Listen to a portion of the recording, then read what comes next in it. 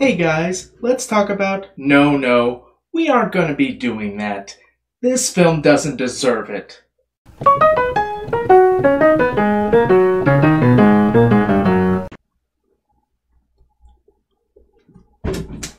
Fail! The long-delayed sequel to the surprisingly good 2018 reboot of the Halloween series, Halloween Kills, is out in theaters and on the Peacock streaming service, and it was a colossal disappointment. The film takes place right after the ending to the 2018 film, in which, guess what? That satisfying as hell climax with Laurie Strode and her family finally putting Michael Myers down for good?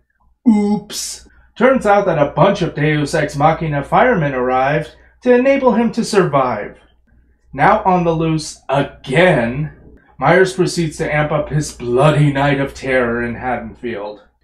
Meanwhile, surviving characters from Michael's original rampage in 1978, led by Tommy Doyle, create an ad hoc vigilante force hoping to end Myers once and for all, for realsies this time.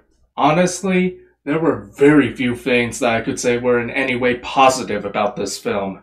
Really, the only things that have any semblance of substance are Jamie Lee Curtis, and she's barely in the movie, and the scene in which a frenzied mob of Haddonfield residents chase after someone who they wrongly think is Myers. Unfortunately, this film as a whole is a very dumbed-down mess of a sequel. First of all, the amount of graphic violence is quite frankly absurdly cartoonish, and feels like it belongs in a Friday the 13th movie, not a Halloween movie. In addition, the score is quite frankly an awful downgrade from the simple, effective reappropriation of the original film score that the 2018 film had, in that it's rather bland and doesn't invoke the sense of dread like it should.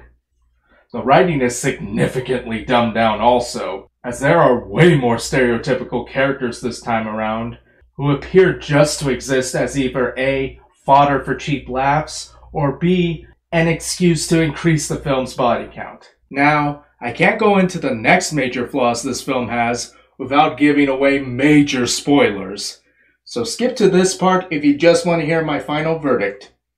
First of all, the film doubles down on taking away any of the mystique of the original film's haunting ending by flat out showing the police capturing Myers way too easily in flashback scenes.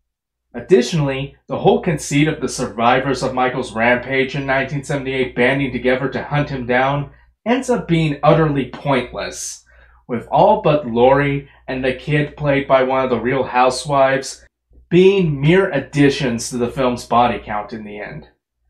The unkillable nature of Myers himself is itself done to an utterly ridiculous extent, which, given that this continuity effectively retconned any overt supernatural stuff, makes this film feel like a spoof of Halloween.